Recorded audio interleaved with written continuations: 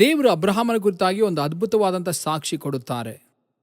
ಯೆಶಾಯ 41ನೇ ಅಧ್ಯಾಯ 8ನೆಯ ವಾಕ್ಯದಲ್ಲಿ ನನ್ನ ಸ್ನೇಹಿತನಾಗಿರುವಂಥ ಅಬ್ರಹಾಮ ಎಂಬುದಾಗಿ ದೇವರು ಹೇಳುತ್ತಾರೆ. ಏಬ್ರಹಾಮ್ ಮೈ ಫ್ರೆಂಡ್, ನನ್ನ ಸ್ನೇಹಿತನಾಗಿರುವಂಥ ಅಬ್ರಹಾಮ ಎಂಬುದಾಗಿ ದೇವರು ಹೇಳ್ತಾರೆ. ಯೆಶಾಯ 41:8 ಎಷ್ಟು ದೊಡ್ಡ ಭಾಗ್ಯ ಅಲ್ವಾ? ದೇವರ ಮಕ್ಕಳಾಗಿರುವಂಥದ್ದು ಒಂದು ಶ್ಲಾಘ್ಯ, ಅವರ ಶಿಷ್ಯರಾಗಿರುವಂಥದ್ದು ಒಂದು ದೊಡ್ಡ ಭಾಗ್ಯ, ಅವರಿಗೆ ಸೇವಕರಾಗಿರುವಂತಹದೇ ಒಂದು ದೊಡ್ಡ ಭಾಗ್ಯ. ಅದಕ್ಕಿಂತಲೂ ಒಂದು ದೊಡ್ಡ ಭಾಗ್ಯ ಅವರಿಗೆ ಫ್ರೆಂಡ್ ಆಗಿರುವಂಥದ್ದು. ನೀವು ಆದಿಕಾಂಡದಲ್ಲಿ 2 ವಾಕ್ಯವನ್ನು ಓದುವುದಾದರೆ ತುಂಬ ಆಶ್ಚರ್ಯವಾಗಿರುತ್ತೆ. ಆದಿಕಾಂಡ 18ನೇ ಅಧ್ಯಾಯ 33ನೇ ವಾಕ್ಯವನ್ನು ನೋಡ್ರಿ. ಆದಿಕಾಂಡ 18ನೇ ಅಧ್ಯಾಯ 33ನೇ ವಾಕ್ಯವು ಹೇಳುತ್ತದೆ, ಯೆಹೋವನು ಅಬ್ರಹಾಮನ ಸಂಗಡ ಮಾತಾಡುವುದನ್ನು ಮುಗಿಸಿ ಹೊರಟು ಹೋದನು.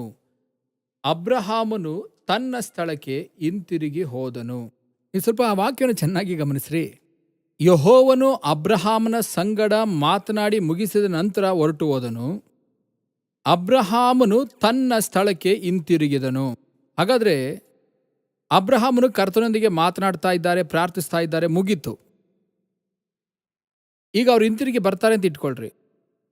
ನಾವು ಯಾರಾದರೂ ಅಡ್ಡದಲ್ಲಿ ಹೋಗಿ, ಅಬ್ರಹಾಮನೇ ನಿಮ್ಮನ್ನು ಹುಡುಕೊಂಡು ನಾನು ಬಂದೆ, ಗೂಡಾರದಲ್ಲಿ ನೀವಿರಲಿಲ್ಲ, ನೀವೇನೋ ಪ್ರಾರ್ಥನೆ ಮಾಡಲಿಕ್ಕೆ ಹೋಗಿದ್ದೀರಿ ಎಂಬುದಾಗಿ ಹೇಳಿದ್ರು. ಎಲ್ಲಿ ಹೋಗಿದ್ರಿ ಹಾಗಂತ ಕೇಳಿದ್ರೆ ಅಬ್ರಹಾಮನು ಏನು ಹೇಳಿರ್ತಾರೆ? ನಾನು ದೇವರು ಇಷ್ಟೊತ್ತು ಮಾತನಾಡ್ತಾ ಇದ್ವು, ಇವಾಗ ದೇವರು ಮಾತನಾಡಿ ಮುಗಿಸಿ ಹೋಗ್ತಾ ಇದ್ದಾರೆ, ನಾನು ಬರ್ತಿದ್ದೇನೆ ಅಲ್ವಾ? ಹೆಂಗಿದೆ? ಸ್ವಲ್ಪ ಕಲ್ಪನೆ ಮಾಡಿ ನೋಡ್ರಿ. ಹಾಗೆ ತಾನೇ ವಾಕ್ಯ ಹೇಳ್ತಿರೋದು. ಕರ್ತನು ಅಬ್ರಹಾಮನೊಂದಿಗೆ ಮಾತನಾಡಿ ಮುಗಿಸಿದ ನಂತರ ಹೋಗ್ಬಿಟ್ರು. ಅಬ್ರಹಾಮನು ತನ್ನ ಸ್ಥಳಕ್ಕೆ ಹಿಂತಿರುಗಿದನು. ಅದೇ ದೇವರಿಗೂ ಅಬ್ರಹಾಮನಿಗೂ ಇದ್ದಂಥ ಒಂದು ಫೆಲೋಶಿಪ್, ಒಂದು ಸಂಬಂಧ. ಇದೇ ನಮಗಿರಬೇಕು, ಇದೇ ನಿಮಗೂ ಇರಬೇಕು. ಹಿಂಗೆಲ್ಲ ದೇವರು ನಮ್ಮ ಹತ್ರ ಮಾತನಾಡ್ತಾರಾ? ಯಾಕೆ ಮಾತನಾಡೋದಿಲ್ಲ? ಪ್ರಾರ್ಥನೆ ಮಾಡ್ತೇನೆ ಎಂಬಂಥ ಆ ಪರಿಸ್ಥಿತಿಯನ್ನು ಬಿಟ್ಟು ಮುಂದಿನ ಸ್ಟೆಪ್ಗೆ ಬಂದುಬಿಡಬೇಕು. ಈಸ್ ಮೈ ಫ್ರೆಂಡ್, ಅವರು ನನ್ನ ಸ್ನೇಹಿತರು, ನನಗೆ ಆಲೋಚನೆ ಕೊಡ್ತಾರೆ, ನನಗೆ ಗೈಡೆನ್ಸ್ ಕೊಡ್ತಾರೆ, ನನಗೆ ಸುಂದರವಾಗಿ ಮಾರ್ಗದರ್ಶನವನ್ನು ಕೊಡ್ತಾರೆ.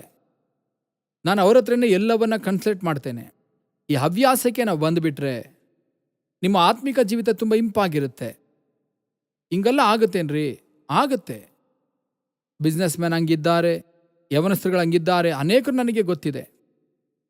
ನನ್ನ ಜೀವಿತದಲ್ಲಿ ಸಂಧಿಸುವಂಥ ಹಲವರ ಜೀವಿತದಲ್ಲಿ ಇವತ್ತು ಆ ಅನುಭವದಲ್ಲಿ ಇರುವುದು ನನಗೆ ಗೊತ್ತಿದೆ. ನೀವಿವತ್ತು ದೇವರೊಂದಿಗೆ ಮಾತನಾಡಿದ್ರ, ಅವರ ಪಾದದಲ್ಲಿ ಹೋಗಿ ಕುಳಿತುಕೊಂಡು ಡಿಸ್ಕಸ್ ಮಾಡಿದ್ರ, ನಿಮ್ಮ ಫ್ಯಾಮಿಲಿ ಕಾರ್ಯಗಳು, ಬೇರೆ ಅಗತ್ಯತೆಗಳು ಯಾವುದೇ ಬಂದ್ರೂ ಕೂಡ ಮೊದಲನೇದಾಗಿ ದೇವರ ಹತ್ರ ಹೋಗಿ ಆ ಕಾರ್ಯವಾಗಿ ಡಿಸ್ಕಸ್ ಮಾಡಿ ಅವರ ಪಾದದಲ್ಲಿ ಕುಳಿತುಕೊಳ್ರಿ. ದೇವರೇ, ನಾನು ನಿಮಗೆ ಸ್ವಂತ, ನನ್ನ ಕುಟುಂಬ ನಿಮಗೆ ಸ್ವಂತ, ನೀವು ನನಗೆ ಕುಟುಂಬ ನಾಯಕನೆಂಬುದಾಗಿರುವಂಥ ಜವಾಬ್ದಾರಿಯನ್ನು ಕೊಟ್ಟಿದ್ದೀರಿ, ನನ್ನ ಕುಟುಂಬವನ್ನು ಮಾರ್ಗ ನಡೆಸುವಂಥ ಜವಾಬ್ದಾರಿನ ನನ್ನ ಹತ್ರ ಕೊಟ್ಟಿದ್ದೀರಿ. ನನಗೆ ನಿಮ್ಮ ಆಲೋಚನೆ ಬೇಕು.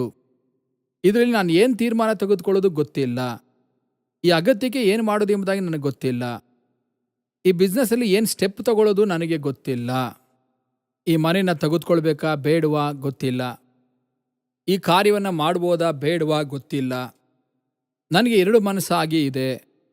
I need your help lord. ನನಗೆ ಸಹಾಯ ಮಾಡಿರಿ, ನನಗೆ ಗೈಡೆನ್ಸ್ ಕೊಡ್ರಿ, ಕುಳಿತುಕೊಂಡು ಮಾತಾಡ್ರಿ.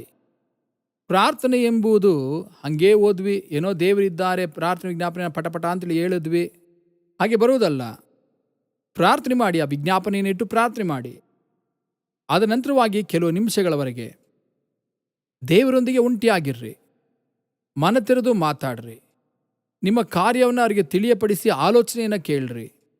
ದೇವರೇ, ನಾನು ಏನನ್ನ ಮಾಡಲಿ, ನೀವು ನನಗೆ ಸಹಾಯ ಮಾಡಿರಿ. ಇದರಲ್ಲಿ ನೀವು ಸ್ಟೆಪ್ ಬೈ ಸ್ಟೆಪ್ ಆಗಿ ಹತ್ರವಾಗುವಾಗ ಬಹು ಬೇಗನೆ ಅವ್ರು ನಿಮಗೆ ಫ್ರೆಂಡ್ ಆಗಿ ಮಾರ್ಪಟ್ಬಿಡ್ತಾರೆ.